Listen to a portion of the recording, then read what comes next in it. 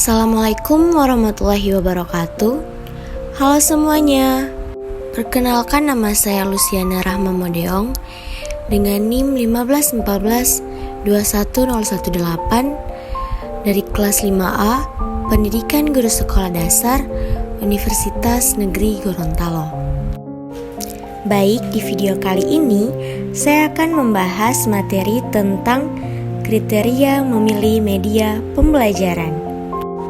Baik, langsung saja, dasar pertimbangan pemilihan media pembelajaran. Sebelum mempertimbangkan dalam memilih media pembelajaran, guru tentu sudah meyakini bahwa media adalah sebuah perantara untuk mempermudah dalam menyampaikan pesan.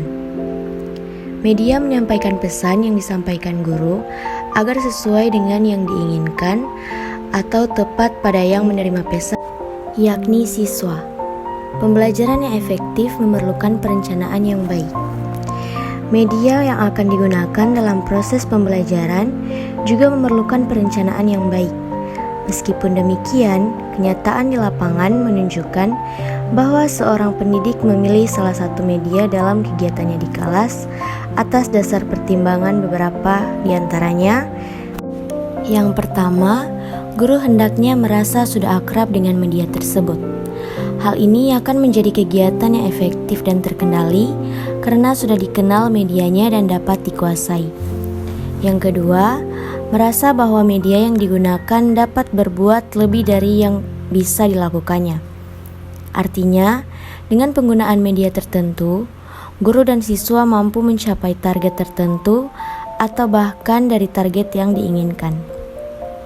Yang ketiga, media yang dipilihnya dapat menarik minat dan perhatian siswa. Dengan media ini, perhatian siswa bisa terfokus pada guru dalam menyampaikan pesan. Siswa termotivasi dan kagum untuk mau belajar dan mengembangkan pengetahuan, sebagaimana yang disampaikan guru di depan kelas. Guru yang mampu memfokuskan perhatian siswa adalah salah satu indikator keefektifan komunikasi dalam pendidikan. Kemudian yang terakhir, ingin memberi gambaran atau penjelasan yang lebih konkret.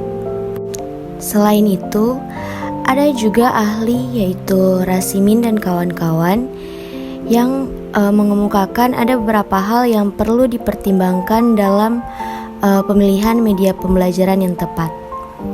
Di antaranya yang pertama, akses. Artinya, media yang diperlukan dapat tersedia, mudah, dan dapat dimanfaatkan siswa.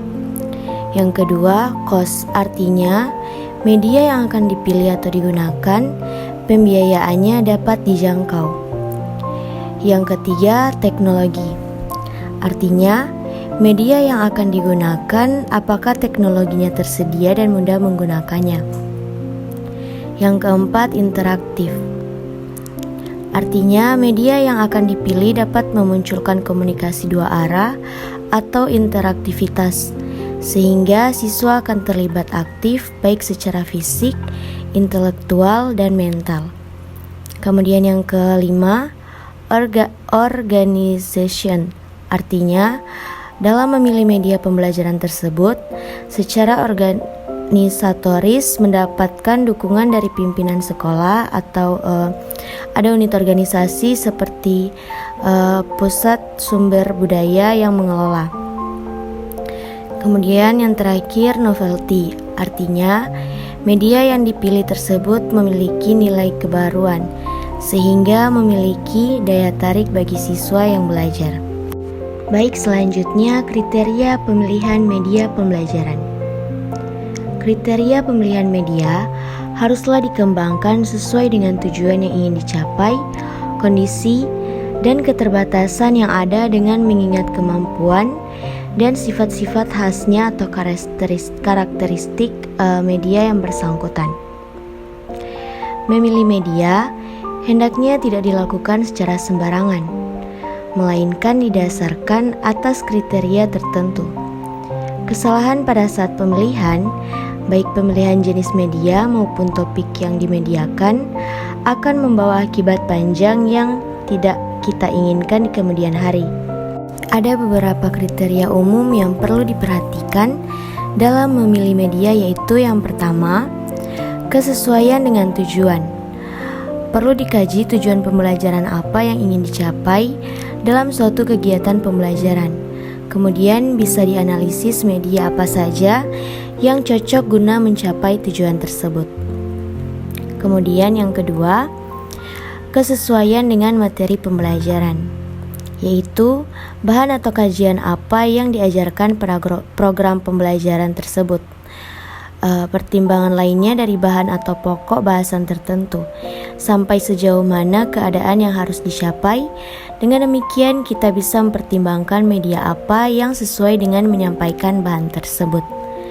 Kemudian yang ketiga, kesesuaian dengan karakteristik pembelajaran atau peserta didik. Nah, dalam hal ini, media haruslah familiar dengan karakteristik peserta didik atau pendidik, yaitu mengkaji sifat-sifat dan ciri-ciri media yang akan digunakan. Hal lainnya, karakteristik peserta didik, baik secara kuantitatif, jumlah, ataupun kualitatif atau kualitas, ciri dan kebiasaan lain dari peserta didik terhadap media yang akan digunakan. Kemudian ada kesesuaian dengan teori. Pemilihan media ini harus didasarkan atas kesesuaian dengan teori. Kemudian ada kesesuaian dengan gaya belajar peserta didik.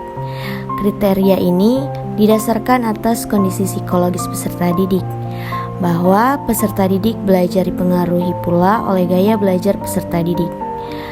Kemudian yang terakhir, kesesuaian dengan kondisi lingkungan, fasilitas pendukung, dan waktu yang tersedia. Bagaimanapun bagusnya sebuah media, apabila tidak didukung oleh fasilitas waktu yang tersedia, maka akan kurang efektif. Nah, mengingat begitu banyaknya media yang bisa kita pilih atau kita pakai sesuai dengan kriteria yang telah saya sampaikan tadi, namun pada dasarnya kita bisa memilih media berdasarkan kriteria berikut ini. Yakni yang pertama, kelayakan praktis. Hal ini berhubungan dengan keakraban pengajar dengan media, ketersediaan media setempat, ketersediaan waktu untuk mempersiapkan, ketersediaan sarana dan fasilitas pendukung. Kemudian kelayakan teknis. Hal ini berkaitan dengan terpenuhinya persyaratan bahwa media yang dipilih mampu untuk merangsang dan mendukung proses belajar peserta didik. Dalam hal ini, terdapat dua macam mutu yang perlu dipertimbangkan.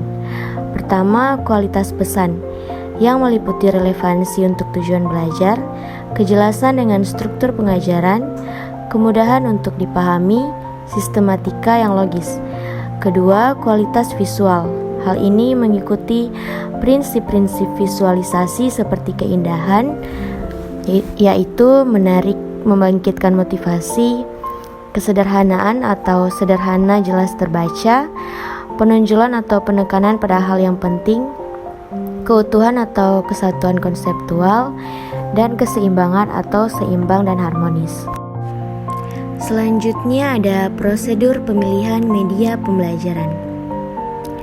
Agar kegiatan belajar mengajar dapat berlangsung secara efektif dan mewujudkan tujuan-tujuan yang ingin dicapai, perlu adanya dukungan media pembelajaran, baik itu media cetak, media elektronik, atau objek nyata atau realita.